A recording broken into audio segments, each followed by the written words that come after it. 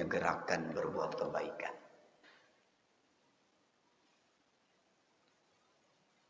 Ar-Rabi' an Abi Hurairah radhiyallahu anhu qala.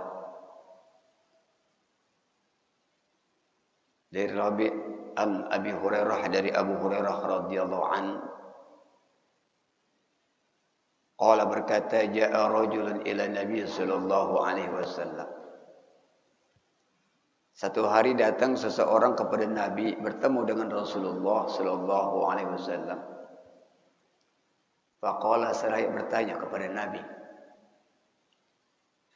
ya Rasulullah, ayu sadaqati a'zamu ajra?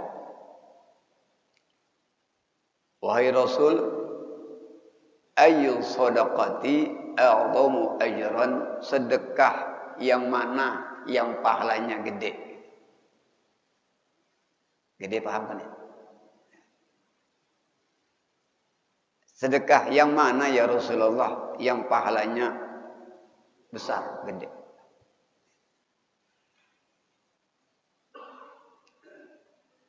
Qala, kata Nabi,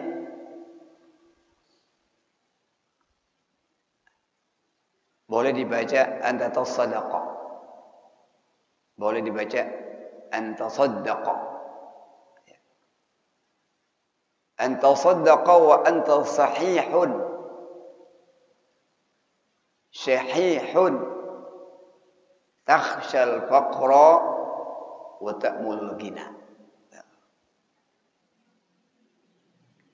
Ini Bapak nih. Kondisi kalau kita sedekah yang kata Nabi yang a'dhamu ajra, yang pahalanya gede, yaitu orang yang bersedekah di saat wa anta sahihun. Sahih artinya dalam keadaan sehat. Syahihun pelit. Takhshal faqra, takut miskin. Wa ta'mul ghina, ngarepin kaya. Nanti kita bahas. Maka yang terakhir, wala tumhilu hatta idza balaghatil hulqum. Maka kata Nabi, buruan dah, buruan, sebelum ajal menjemput, sebelum roh kita ada sampai di tenggorokan.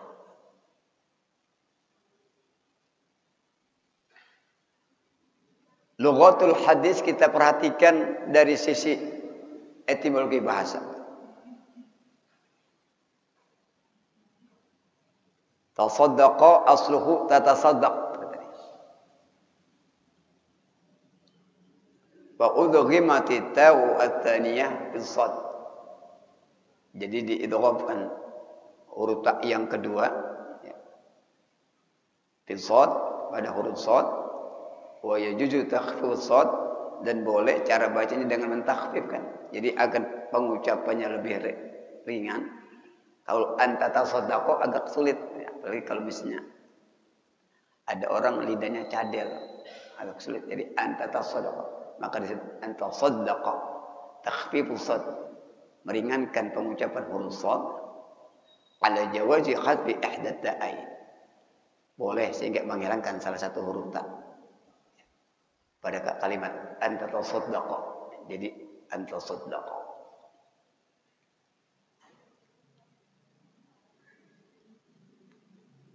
Syahihun tadi, syahihun itu kita kenal kata-kata as-suh. Dalam hadis riwayat Al-Muslim, ya, riwayat Muslim, Rasulullah bersabda, ittaqus syuha, ya, ittaqus syuha. Jauhilah olehmu sifat bakhil, sifat kikir, pelit, medit, jauhin tuh. Fa inna syuha ahlaka man kana qablakum, sesungguhnya orang pelit membinasakan umat-umat terdahulu. Orang kikir mana ada yang berkah hidupnya? Enggak ada. Orang pelit, orang medit, enggak ada istilahnya orangnya berkah hidupnya. Yang ada kebelangsak. Korun begitu tuh. Pelit kaya, kebelangsak. Jadi enggak ada berkah-berkahnya orang pelit.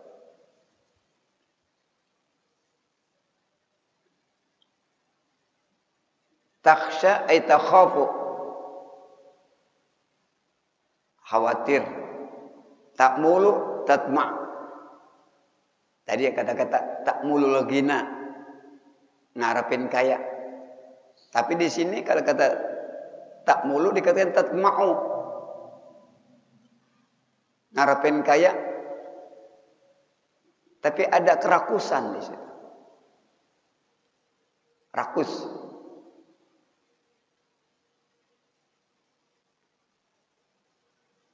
Balaghatil hulqum ay qarabatir ruh.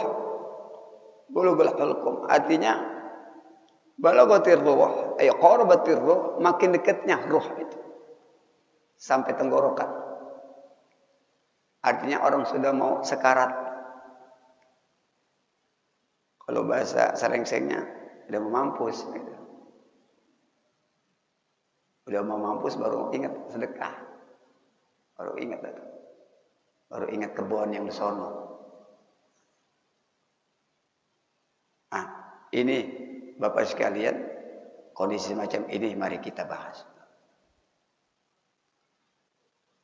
Jadi kalau hadis ini kita ambil istifadah daripada hadis ini, ketika Rasulullah ditanya oleh seseorang, ya Rasulullah, ayu sadaqah a'zamu ajra? Kata Nabi, anta saddaqa wa anta sahih. Sedekah yang utama, yang pahalanya gede, yaitu di saat kamu dalam keadaan sahihun, dalam kondisi jasmani sehat, kantung sehat. Kantungnya sehat, jasmaninya sehat. Ini artinya Bapak sekalian, dalam pengertian ini, anna sadaqatus sihhati afdalu min sadaqatil marad. Sedekah di saat kondisi sehat lebih utama daripada sedekah dalam keadaan sakit.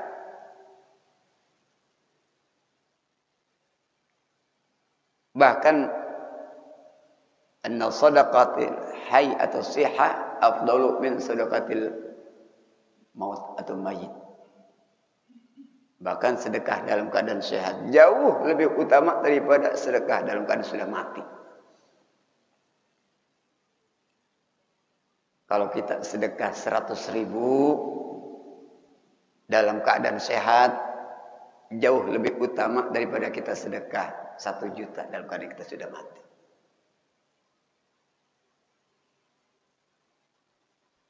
Mengapa orang yang sekedar dalam keadaan sehat itu lebih utama daripada saat sakit, Bapak?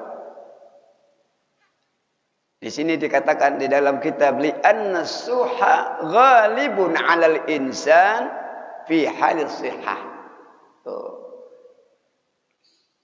Li'anna suha, jadi kondisi-kondisi orang keadaan fakir, keadaan pelit, medit itu, Pak, itu biasanya dalam keadaan sehat.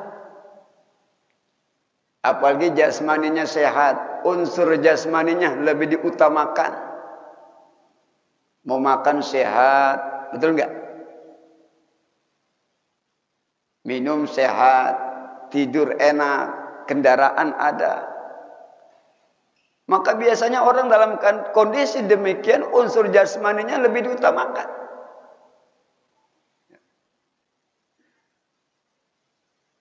Oleh karena itulah dalam hadis lain, sehat itu memang nikmat dari Allah Subhanahu wa taala, tetapi banyak manusia dengan sehat jadi lalai, Bapak sekalian. Maka kata Nabi dalam hadis yang lain riwayatnya sahih ini, ni'matani maghmunun fihi ma katsiru minan nas as-sihhatu wal faragh. Ada 2 kenikmatan yang kadang banyak manusia lalai. Jadi lalai, Bapak. Apa itu? As-sihhatu wal faragh. Di dalam kondisi orang tersebut sehat. Wal faragh, dan waktu yang kosong. Waktu sehat. Kita kadang-kadang lalai. Apalagi jasmani sehat, kantong sehat. Betul apa enggak? Kita lalai kadang. Giliran makan apa aja? Makan di mana hari ini? Resto, ya. Ayo pesan makanan banyak. Berapa bang? Ya, 1 juta, kecil 1 juta. Cuma 1 juta. Nilai 1 juta Pak saat kita makan itu kecil apa murah? Di saat kita sehat, banyak duit. Bagi yang sehat, sehat kantong, sehat jasmaninya, kecil 1 juta. Tapi ketika teromol, Jumat lewat, kita bawa duit 1 juta. Bawa duit 1 juta. Kira-kira itu 1 juta kita masukin atau kita pilah-pilah dulu? Jujur. Gitu. Ada teromol Jumat. Kalau kita masuk restoran, kata kasirnya 1 juta. Nggak ada kantong. 500. Pakai ATM. Gesek. Kita kecil. Kata anaknya, bagaimana be? Besok kita restoran lagi. Cari restoran yang bagus lagi mana? Yang 2 juta kecil, 2 juta. Uang babe gede banyak. Tapi Bapak sekali jujur. Ketika itu uang yang 1 juta, 2 juta di saat ada teromol Jumat atau apa? Apakah kita? Semua 2 juta kita kasih. Kita paling cuma 100.000 mungkin. 100.000. Pikiran kita udah gede banget nih. Ketika tromol dibuka oleh pengurus masjid, kita kebetulan pulang terlambat. Kita liatin tuh uang 100.000. Wah, hanya gua tadi itu. Yang nyumbang 100.000 merah doang sendiri. Yang lain pada hijau, abu-abu. Kita sempat kadang begitu. Maka diingatkan oleh Nabi itu, di saat kita sahih, kita sehat, jasmani kita terpenuhi, kantong kita sehat, perut kita kenyang. Orang kadang-kadang lupa itu Bapak sekalian. Mikirin akhir aja dia lupa. Maka diingatkan oleh Nabi itu, sayati ala nasi zamanun. Ada golongan nanti Pak di akhir zaman manusia yang udah nggak ingat lagi tuh akan akhirat. Yang satu apa? Butunuhum shiba'uhum. Dia punya perut hanya untuk orientasinya kenyang aja. Butunuhum shiba'uhum. Orientasi hidupnya perut kenyang. Karena orientasinya perut kenyang, takut lapar pada akhirnya. Karena takut lapar, maka apapun yang dia kerjakan untuk memperoleh harta tersebut dengan cara yang menghalalkan segala cara. Curang-curang nggak apa-apa. Yang penting lu kebahagiaan semuanya. Begitulah manusia di akhir zaman. Punya kedudukan tinggi, jabatan tinggi, sehat, maka orang cenderung lupa akan akhirat. Maka di saat ada tromol, sedekah lagi. Itu kata Nabi diingatin, "Hei, ni'matani maghbunun fihima katsirun minan nas." Ada 2 kenikmatan yang kadang manusia lalai. As-sihah, di waktu sehat. Iya, sehat satu nikmat Allah, tapi jadi ujian, jadi ikhtibar, jadi imtihan, jadi ujian bagi manusia di saat sehat. Apakah dia makin mendekatkan diri kepada Allah?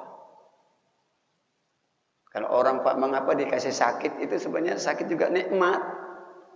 Kalau dikasih sehat malu jadi sombong kadang. Tuh Fir'aun sombong. Rasa dia paling sehat. Maka dikasih sakit, ingat ya Allah. Kan kalau orang sakit itu Bapak sekalian, Allah utus 4 malaikat. 1 malaikat cabut daripada rasa makannya. Satu malaikat mencabut daripada sinar wajahnya. Satu malaikat mencabut daripada kekuatannya. Satu malaikat mencabut dosanya. Tatkala Allah izinkan untuk ini mau sembuh kembali orang tersebut, dikembalikan tuh sinar wajahnya, kekuatannya, rasa makannya. Tapi satu yang kagak dicabut, yaitu apa? Yang kagak dikembalikan, dosanya. Jadi orang sakit sebenarnya nikmat, pengguguran dosa. Apa yang dirahmati Allah. Kemudian yang kedua Bapak, afdhalus sedekah yang pahalanya gede itu apa? Yaitu dalam kondisi syahihun. Di sini dikatakan sahih yaitu al-bukhlu, pelit, medit. Mana ada orang Bapak sekalian yang duitnya, orang pengen duitnya banyak begitu. Jujur kita pengen duit banyak, kantong tebel, kantong sehat. Dalam hadis riwayat Ahmad dari sahabat Mahmud bin Labid, hadisnya Hasan, dalam kitab Mukhtarul Ahadits An-Nabawiyah disebutkan di situ. Isnatani yakrahuhuma bani Adam, kata Nabi. Isnatani yakrahuhuma bani Adam, ada dua perkara yang manusia benci. Yang pertama, yakrahul mauta wal mautu khairul lahu minal fitnah. Manusia benci akan kematian. Pengen hidup aja.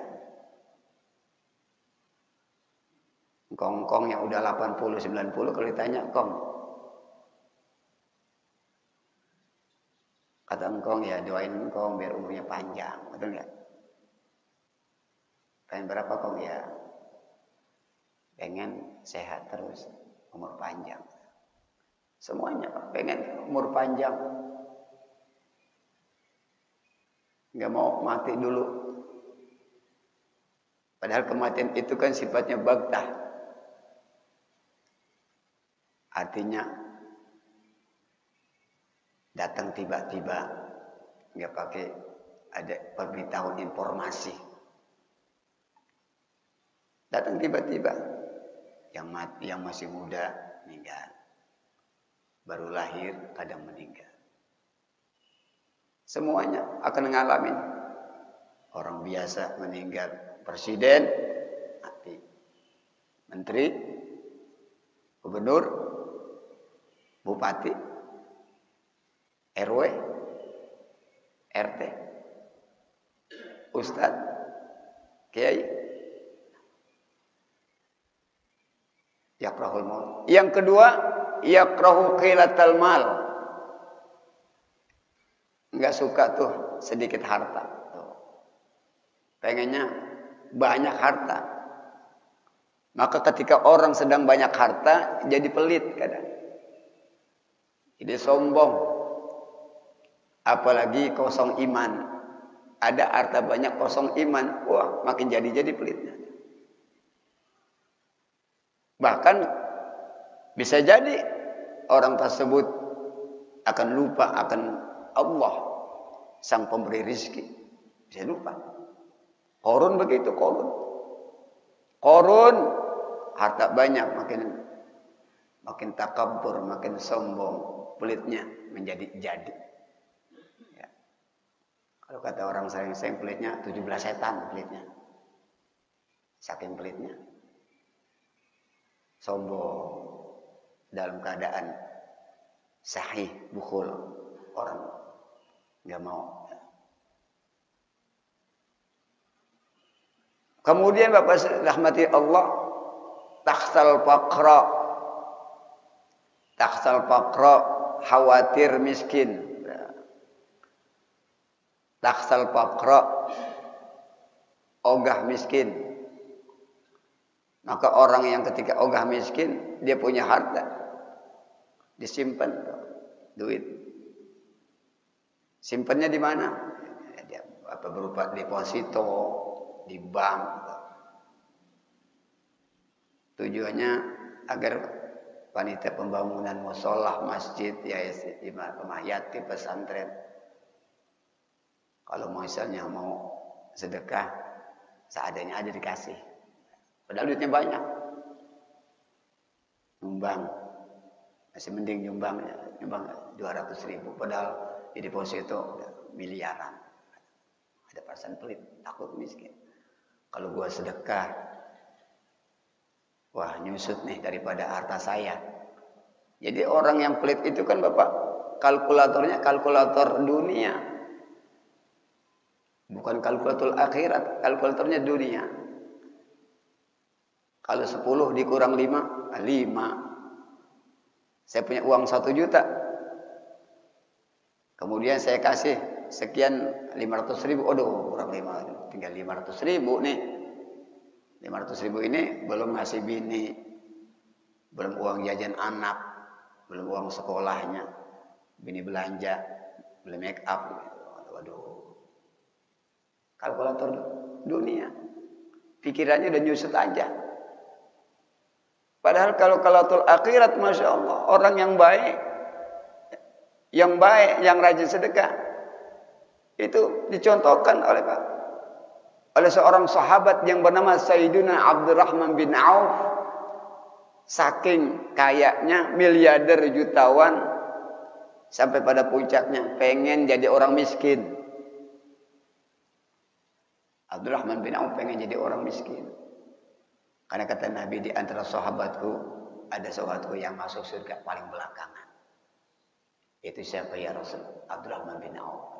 Khawatir, Masya Allah, sedih dengan sebab kekayaannya. Akhirnya khawatir Sayyidina Abdurrahman bin Auf masuk surga belakangan. Maka seluruh hartanya dia kasih pada fakir miskin, kaum du'afa dan sebagainya. Tapi makin dikasih bukan makin menyusut, makin kaya. Yang dalam sebuah cerita Bapak sekalian, itu saking Abdurrahman bin Auf ingin menghabiskan hartanya Bapak, sehingga suatu saat ketika ada panggilan jihad, maka pohon-pohon kurma di Madinah saat itu ditinggalkan oleh para mujahid karena tidak ada yang ngurus pada busuk. Pulang berperang dari jihad di jalan Allah, kurmanya udah pada busuk. Maka inisiatif daripada Sayyidina Abdurrahman bin Auf, dia beli itu semua daripada kurma-kurma yang sudah busuk, dibeli oleh Sayyidina Abdurrahman bin Auf. Tujuannya itu tadi, ngabisin harta.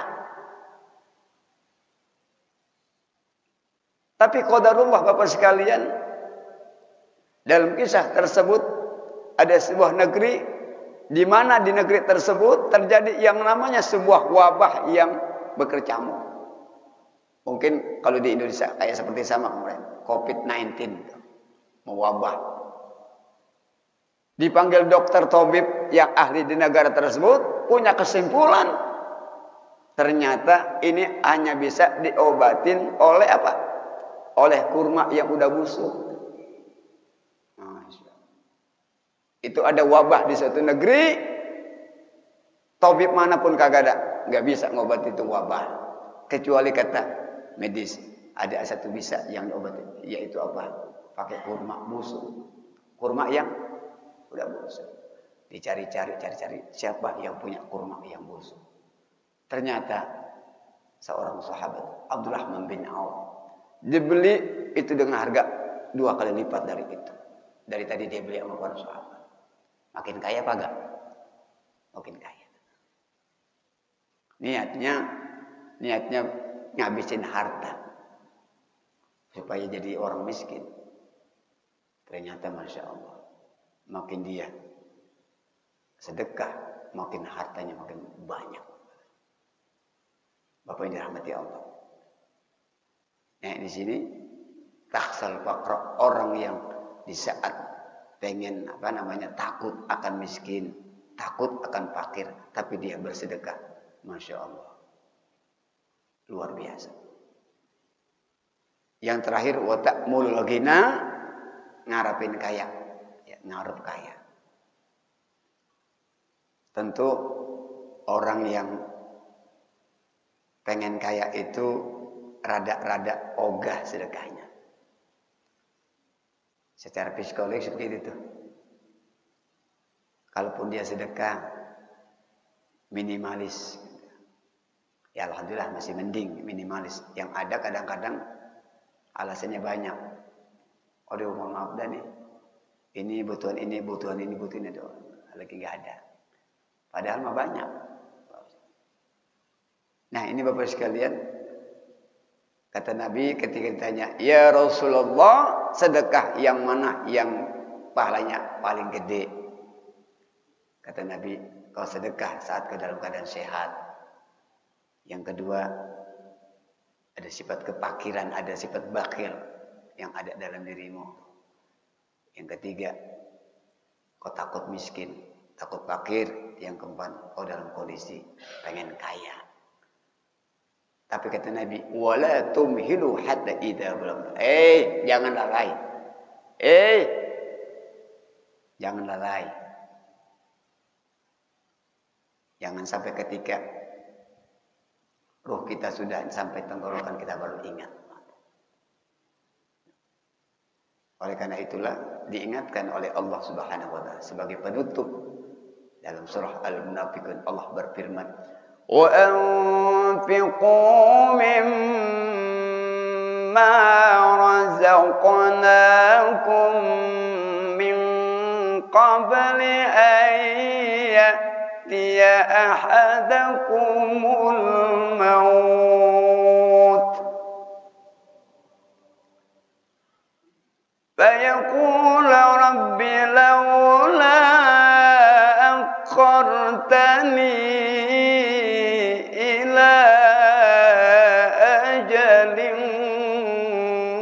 qarib fa asaddaqa wa akum minas salihin." Diingatkan oleh wa anfiqu, hendaklah kamu berinfak mimma razaqnakum dari sebagian harta, litaba'id, sebagian harta yang kami anugerahkan kepada engkau. Min qabli ayatiya ahadakumul maut, sebelum datang kematian. Fa yaqula rabbi laula akhartani ila ajalin qarib. Fa yaqula rabbi, orang-orang yang kondisi dalam keadaan dia sakaratul maut, dia mengharapkan agar ajalnya pengen ditunda. Bahkan orang-orang yang sudah berada di alam kubur pengen supaya bisa diharapkan marja, artinya bisa ingin kembali lagi ke alam dunia. Andai Allah izinkan orang yang dalam keadaan sudah mati bisa hidup lagi. Orang yang dalam keadaan sudah sakaratul maut, ajalnya bisa ditunda lagi. Maka amalan yang paling dipilih, fa asaddaqa wa akum salihin. Pengen sedekah, wa akum minas salihin, jadi orang saleh. Al-Imam Ibnu Qayyim Al-Jauziyah memberikan catatan ayat ini Bapak sekalian, bahwasanya mengapa orang dalam keadaan sakaratul maut pengen ajalnya ditunda. Orang udah di alam kubur pengen supaya bisa hidup kembali. Yang pertama Bapak sekalian, bahwasanya sedekah itu satu amalan yang bisa menjadikan kuburan kita menjadi bercahaya-cahaya. Amin. Jadi marong untuk kuburan. Bahkan nanti di hari akhirat orang bisa terlindungi dengan yang namanya sedekahnya. Menjadi mizallah, menjadi naungan, menjadi payung. Payung dengan sedekahnya. Di saat kondisi huru hara, yaumul mahsyar, padang mahsyar, yang namanya matahari di atas kepala kita. Ternyata orang-orang yang sedekah terlindungi dengan sedekahnya, menjadi mizollah, menjadi payung. Yang kedua, tanda seseorang ibadahnya diterima Allah, yaitu rajin sedekah. Yang ketiga, asyadu hisaban, hisab yang paling berat, hisabul mal, yaitu hisabnya harta. Nanti kita akan semua dihisab, akan dihisab oleh Allah. Semua apa yang diberikan Allah di dunia ini semua akan dihisab, diperhitungkan oleh Allah. Umur kita, kemana kau habiskan umurmu? Ilmu kita, kemana kau amalkan ilmumu? Termasuk harta. Min aina iktasabahu bima anfaqah. Dari mana harta kau dapatkan? Kemana kau belanjakan? Jadi hisab yang paling berat, hisabul mal. Artinya makin banyak harta kekayaan kita, tentu makin banyak hisabnya, makin berat. Mudah-mudahan dengan kita mendengarkan pesan dari baginda Rasul sallallahu alaihi wasallam, maka kita aplikasikan dengan kita, perbanyak daripada sedekah, baik dari sisi waktu dan jumlah nominalnya. Amin ya rabbal